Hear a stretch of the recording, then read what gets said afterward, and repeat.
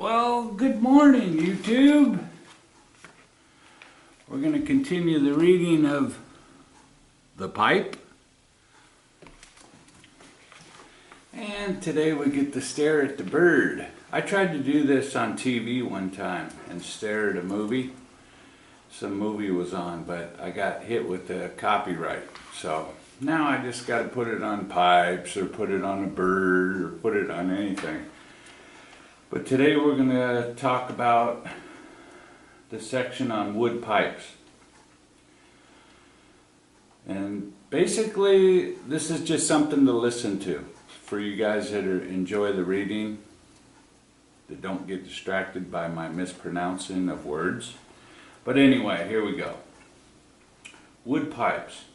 Apart from those made from the root of the briar, there are two principal types of wood pipes to be considered.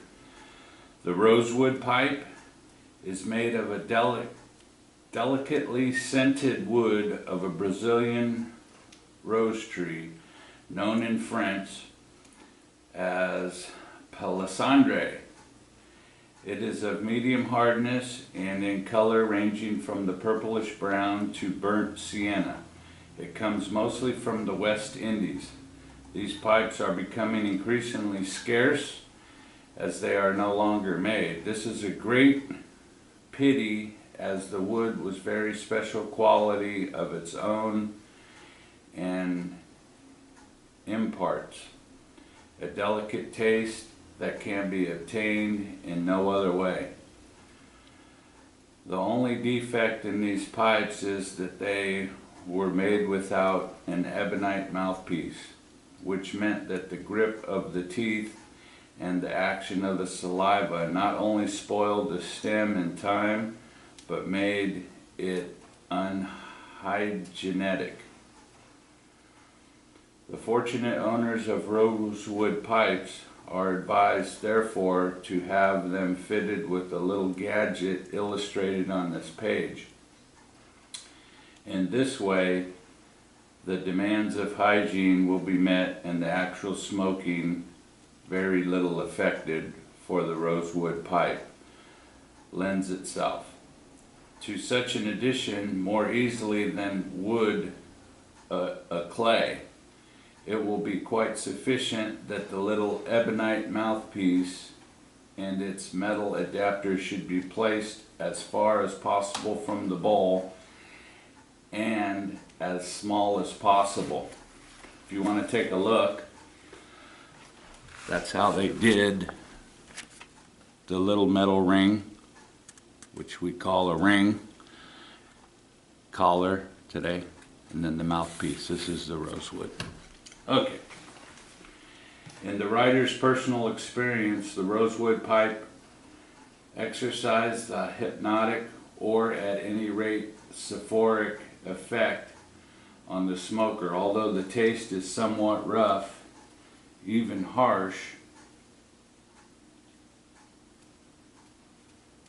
the smoke is insidious in its charm, especially in the first pipeful, and of course, according to the time and manner of smoking, it tends to a sense of well-being. Even when the pipe is smoked out of doors, pipes made of this particular wood are usually small, with little thickness in the walls of the bowl, thus tending to become hot. So they sometimes are made with the small butt shown in the clay pipe, illustrated way back on another page. The cherry wood pipe is made of the wood of a wild cherry, which is like rosewood, a substance which furnishes the material for very pleasant smoking pipes. These pipes are made in the simplest manner. The piece of wood, when it has been seasoned artificially or otherwise, is cut into blocks from which the bowls are turned and hollowed out. To the bowl, a stem is added, made from a slender branch of the same tree and fitted with the ebonite mouthpiece. I'll show you in just a second. This is the form these pipes usually take, but the best examples, and consequently most costly, have a bowl and stem all of a piece, is also illustrated. The advantage of this is obvious. Everybody knows what the cherry wood pipe is. Here's the cherry wood, the mouthpiece, same branch, using the same branch if possible. In the writer's personal experience, the rosewood pipe exercised hypnotic or at any rate soporific effect on the smoker, although the taste is somewhat rough. Whoops, sorry. We're down at the cherry wood. But the best examples, consequently the most costly, have bowl and stem all in one piece, as is also illustrated, the advantage of the obvious. The taste of the cherrywood pipe is rather strong, somewhat heavy, slightly aromatic. A taste that many veteran smokers cannot tolerate, but for which others have a real liking. The effect is, though the wood had never been properly seasoned, in this lies the secret charm of the shrub. It is worth noting in this connection that even when not alight, the cherrywood keeps its delicious smell better than any other pipe. The meerschaum not accepted. Cherrywood has the defect of becoming very soon charred. The wood turns faster than it expands. It seems passive rather than active. The seasoning is essentially internal. When selecting a pipe, it is advisable to choose one on the large side. There are plenty of these, some even so big that they serve as advertisements for pipe makers or tobacconists. Far from the size being a disadvantage, it may be said that the bigger and heavier the pipe, the better it smokes. Cherrywood pipes are always made with the bark intact. It is indeed an integral part. It is not left on for local color or for the mere whim. There is good reason for it, as much from the point of view of combustion as of strength. The pipe could hardly be made more soluble by polishing or varnishing, whereas if the bark were removed, the bowl would be more liable than in any other wood to crack or split at the earliest opportunity. This often happens indeed even when the bark is left on, for the resistance of this latter is an opposite sense of what that of the grain of the wood. The first pipes to be smoked must not be packed too tightly nor to the brim, nor should they be smoked too quickly, especially out of doors. Mention must be made of the wood of the cultivated cherry tree. It is more brittle, less supple, S-U-P-P-L-E, and less resistant to heat, as also is the bark. As in the case of beasts, it may be said that domestication has robbed the wood of 3/4 of its primitive qualities. All the same, a couple of medium-sized pipes of this wood may be kept in the smoker's battery.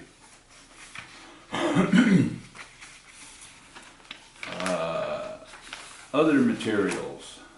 Halfway between the wood pipe and the clay be said to come the Moorish pipe,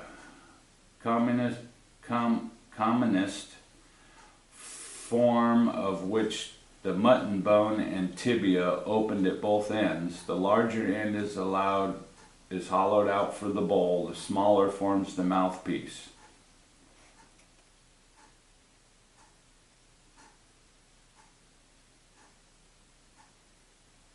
This pipe is known as the adham, which is an Arabic word for bone.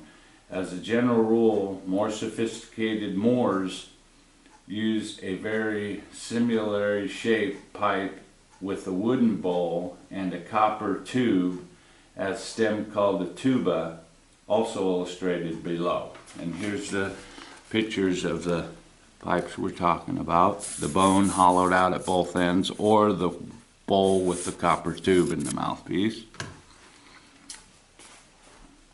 Also illustrated below. What may be styled the bowl holds very little tobacco, 5 or 6 whiffs at the most. When the pipe is out, it is enough to use a straw or piece of wire to push through the bone to push out the ash. Although not made from bone, in its category should be included, and the pipe used in certain small tribes of Central Africa and Afar, as bulky and heavy that the smoker, like a saxophone player, needs a cord round his neck to support it. To exhaust the subject of various local forms and shapes of pipes would need to treatise in itself. A great number of other materials are employed, such as the maize or corn cob. A great favorite in the southern states of USA when it originates. The asbestos pipe made in what are termed Dublin shapes and generally varnished black. This pipe is remarkable for its peculiar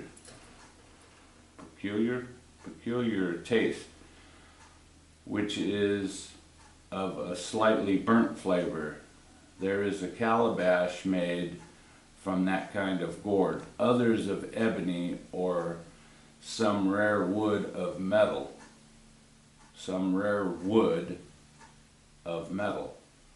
or even stone. The ardent smoker with some knowledge of wood can make a pipe for himself from any piece of stem, from any piece that seems suitable and adapted to the purpose. Nor must we forget the calumet, or pipe of peace, from Latin or reed, which is usually made of wood and provided with the rosewood stem and mouthpiece, ornamented with copper and rare stones, whatever the material of which it is made, and no matter by the same name it is known, it is nonetheless the ancestor of the pipe, even if not the pipe of peace. Alrighty, YouTube. There's some mispronunciations in these books. They're just the sentences that like they typed wrong or something, but a lot of it's my reading. But the next reading will go on to the briar root. Later, YouTube.